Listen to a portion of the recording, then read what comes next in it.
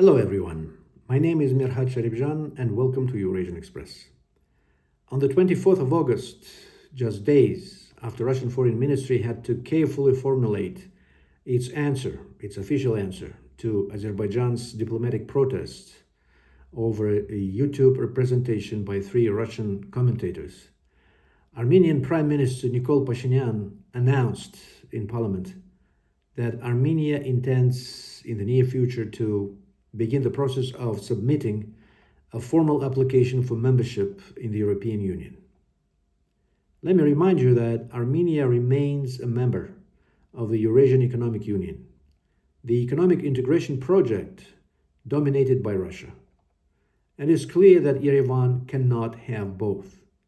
Armenia cannot be a member of Eurasian Economic Union and European Union simultaneously. Pashinian's latest statement, therefore, raises a much larger question. Are we approaching the moment when Armenia finally leaves Russia's geopolitical orbit? And if so, what will Russia do about it? Armenia has already formally declared its European ambitions. In March last year, Armenia adopted legislation launching a process of European integration. But that legislation itself was not an application for EU membership. What Pashinian announced on the 24th of August is potentially the next step. Armenia is actually going to submit an official membership application. That is the message.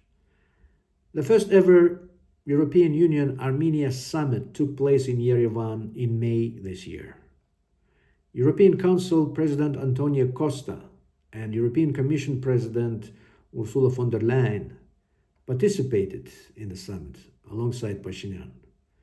The summit declaration acknowledged Armenia's European aspirations and committed the European Union to deeper cooperation in areas including energy, transport, digital development, institutional reform, and resilience. So the August 24 announcement is another step in a process that has been accelerating for several years. But it may also be the step that transforms an ambiguous geopolitical orientation into an unavoidable strategic choice. Russia has been increasing pressure on Yerevan, making other members of the Eurasian Economic Union to join its pressure on Armenia. On May 29, the leaders of Russia, Belarus, Kazakhstan, and Kyrgyzstan issued an extraordinary joint statement concerning Armenia. They called on Armenia to organize a nationwide referendum as soon as possible on whether the country intends to pursue European Union membership or remain within the Eurasian Economic Union.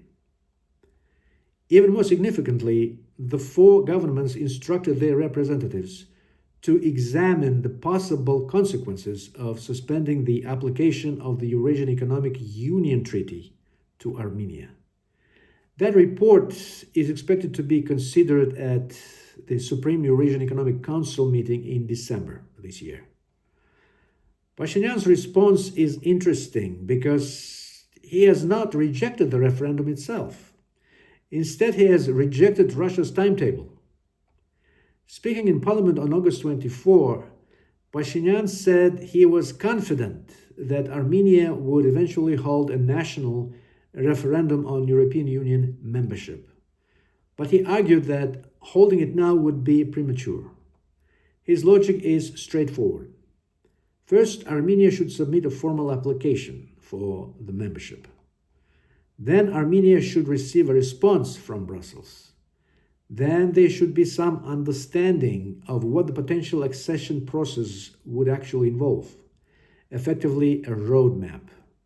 Only after Armenians know exactly what they are voting about should the referendum take place. Politically, this is a very sophisticated answer to Moscow.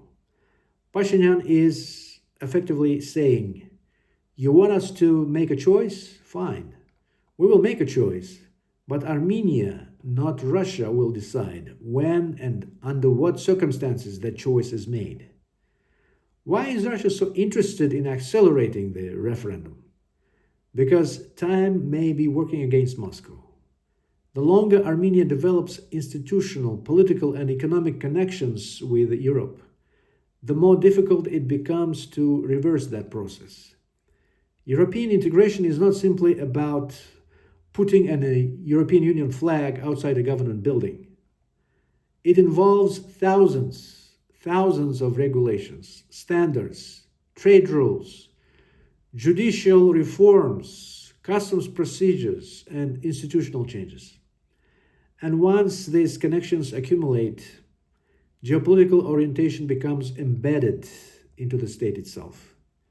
Moscow, therefore, has an incentive to force the question earlier. Pashinian, however, has the opposite incentive. He wants Armenians to see what Europe is actually offering before they are asked to choose. On the central economic argument, Russia has a legitimate point. Full membership in both the European Union and the Eurasian Economic Union would be extremely difficult and ultimately, most likely, impossible. Both are customs and regulatory unions. The Eurasian Union has its own common commercial policy, customs rules, external tariffs, an enormous body of legislation, the so-called acquis communautaire. The Eurasian Economic Union also has a common customs territory and common tariffs, external tariffs. Armenia, therefore, cannot indefinitely harmonize its economy with two competing regulatory systems. Pashinyan himself has essentially acknowledged this. His position has been that Armenia can continue operating within the Eurasian Economic Union until the moment when an actual contradiction emerges. That position postpones the decision rather than eliminating it. Eventually, Armenia probably will have to choose. And Pashinyan appears increasingly prepared to make that choice. The Russian reaction is particularly interesting because Moscow has been sending Armenia two different messages. Russian President Vladimir Putin has generally used relatively restrained language. He has said that Russia does not oppose Armenia making decisions that serve the interests of the Armenian people. But he also made clear that European Union integration and Eurasian Economic Union membership will eventually become incompatible. At the Eurasian Economic Union Summit in May, Putin went even further. He warned about potential economic consequences and even drew a comparison with Ukraine, saying, quote unquote, "That's how the crisis in Ukraine began." That comparison is heavily loaded politically, because whenever Russian officials compare another former Soviet republic with Ukraine, the implications extends far beyond that trade policy. It suggests that geopolitical reorientation toward Europe could produce confrontation with Russia. Other Russian political and media figures have gone further, attacking Pashinyan in extraordinary aggressive terms and portraying Armenia's European turn as another Western attempt to remove a former Soviet republic from Moscow's sphere of influence. So for Moscow, Armenia's decision is not primarily about customs regulations. It is about geopolitical control. The comparison with Ukraine is also deeply misleading. Armenia's circumstances are completely different. After Armenia lost control over Nagorno-Karabakh breakaway region in 2023, there is no Armenian equivalent for the Donbass or Crimea in Ukraine. Russia does maintain enormous economic influence over Armenia, and Russian military and security connections with the country have historically been extensive. The deterioration in Russian-Armenian relations was accelerated not simply because Armenia suddenly became pro-Western. It was accelerated by Armenia's profound disappointment with Russia as a security partner. For decades, Armenia believed that its strategic relationship with Moscow provided security. Russia maintained a military base in Armenia. Armenia belonged to the Russia-led Collective Security Treaty Organization. Moscow was perceived as the ultimate guarantor of Armenia's security. But that assumption collapsed. The decisive psychological break came through the conflicts surrounding Nagorno-Karabakh. After Azerbaijan's victory in the 2020 war, and especially after Azerbaijan established full control over Nagorno-Karabakh in 2023, many Armenians concluded that Russia either could not or would not protect Armenian interests. From Moscow's perspective, Russia had never formally promised to defend Nagorno-Karabakh itself because internationally it was recognized as Azerbaijani territory. Legally, that argument has substance. Politically, however, it did not change Armenian perceptions. For decades, Armenia had built its national security strategy around Russia. When the moment of crisis arrived, many Armenians felt that the security architecture they had trusted simply disappeared. That experience fundamentally changed Armenian foreign policy.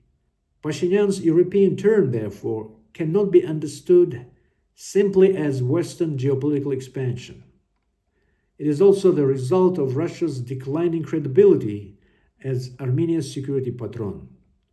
The economic question surrounding the Eurasian Economic Union is only one part of the story. Armenia has already effectively frozen its participation in the Collective Security Treaty Organization. And on August 24, Pashinian again indicated that Armenia does not intend to return to active Collective Security Treaty Organization participation in the foreseeable future. So we are watching two processes simultaneously. The security divorce has already advanced considerably.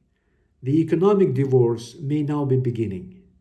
And historically, this sequence makes sense. Armenia first questioned whether Russia could guarantee its security. Then it began diversifying its foreign relations. Now it is beginning to reconsider the economic architecture that tied it to Russia. Armenia is a small country of around 3 million people. Economically, losing Armenia would not destroy or affect considerably the Eurasian Economic Union. Symbolically, however, it would be extremely damaging. The Eurasian Economic Union was supposed to demonstrate that Russia is capable to build a successful alternative integration project in the former Soviet space. But look at what has happened across that space. Ukraine has been fighting to get rid of Russian control for 4.5 years now. Moldova has pursued European Union integration. Georgia's political situation is much more complicated, but Georgian society remains strongly oriented toward Europe.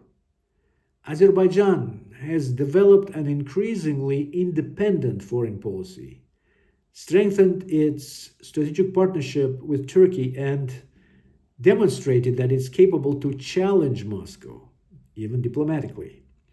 Central Asian states increasingly diversify their relations with China, Turkey, Europe, the United States, and the Gulf states. And now Armenia, once regarded as perhaps Russia's most dependable strategic ally in the South Caucasus, is openly discussing European Union membership. That is why Armenia matters far beyond Armenia. It is another indication that Russia's post-Soviet sphere of influence is becoming increasingly difficult to maintain. The more aggressively Moscow pressures Armenia, the easier it may become for Pashinian to convince Armenians that the country needs alternatives. And Russia can impose economic costs that should not be underestimated. Armenia remains deeply interconnected with the Russian economy. Russia is important for Armenian exports, energy supplies, remittances, and employment. A sudden economic rupture could be very painful. Putin has explicitly warned about serious economic consequences if Armenia leaves the Eurasian Economic Union. But coercion carries political costs. If Russia restricts Armenian goods, threatens Armenia's Eurasian Economic Union membership, or allows Russian commentators to insult Armenia's leadership, the political message received in Yerevan may be This is exactly why Armenia needs to reduce its dependence on Russia. Pressure can preserve influence, but excessive pressure can also accelerate the search for an exit. On the other hand, an Armenian application does not mean Armenia is about to become a European Union member right away. European Union accession is a long and politically difficult process. Candidate countries must undertake extensive legal, economic, and institutional reforms. And ultimately, every European Union member state must agree to enlargement. Countries like the Western Balkans have been waiting for years. Turkey has been formally negotiating for decades without joining. Ukraine and Moldova are moving through accession processes under extraordinary geopolitical circumstances. Armenia, therefore, should not assume that submitting an application automatically produces membership. There is also the geographical question. Armenia does not border the European Union. Georgia lies between Armenia and the Black Sea, while Turkey's border with Armenia remains geopolitically sensitive. So integrating Armenia economically and strategically into Europe would be unusually complicated. If Armenia seriously pursues European Union membership, Georgia becomes even more important. Georgia is Armenia's principal geographic connection toward Europe. But Georgia's own relationship with the European Union has deteriorated significantly in recent years. Armenia may be moving toward Europe precisely when Georgia's European path has become uncertain. Armenia's European strategy also coincides with attempts to normalize Armenia's relations with Azerbaijan and Turkey. If Armenia can establish durable peace with Azerbaijan and eventually normalize its border with Turkey, the country's geopolitical geography changes dramatically. Armenia would no longer be as dependent on Russia and Georgia for access to the outer world. New transport corridors could connect Armenia westward through Turkey. That would create economic possibilities that were unimaginable during decades of regional isolation. In that sense, peace with Azerbaijan, normalization with Turkey, and European integration are not separable stories. They are potentially components of the same geopolitical transformation. There are now several crucial developments to watch. First, will Armenia actually submit the formal EU application, and when? Pashinian said the process could begin soon. The difference between announcing and formally handing Brussels an application is politically enormous. Second, how will the European Union respond? Brussels has welcomed Armenia's European aspirations, but acknowledging aspiration is different from offering candidate status.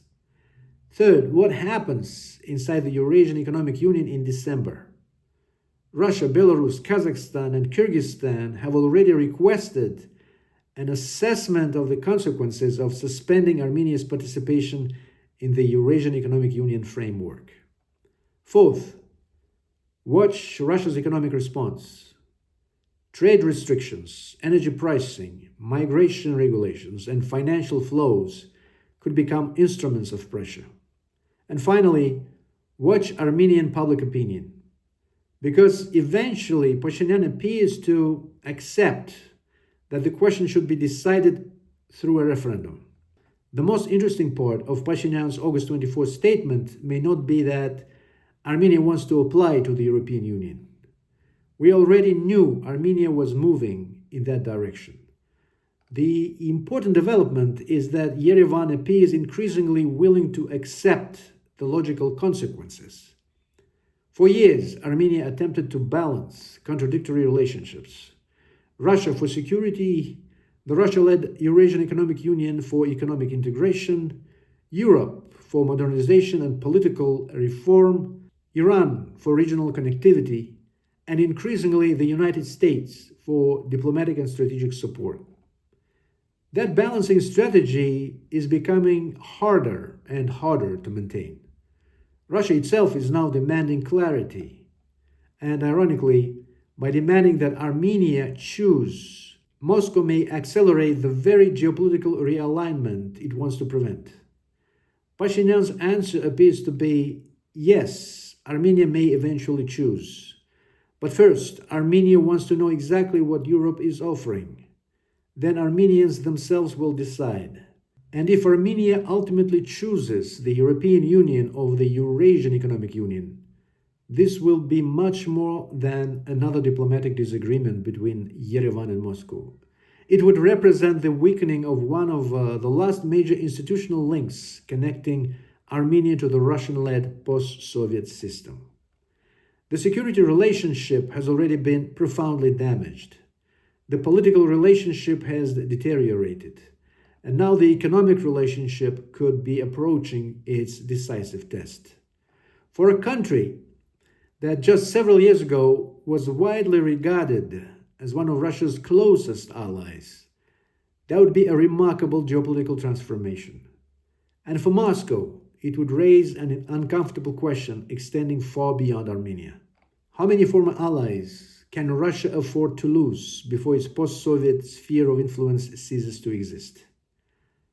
Pashinian's statement came on the 24th of August, by the way, the day when Ukraine was marking the 35th anniversary of its independence. That coincidence carries a very significant symbolism. It was Eurasian Express with Mirhat Sharibjan. I am very grateful for your interest in the events that shape today's Eurasia. Please like this presentation and subscribe to the channel. Bye-bye. See you next time.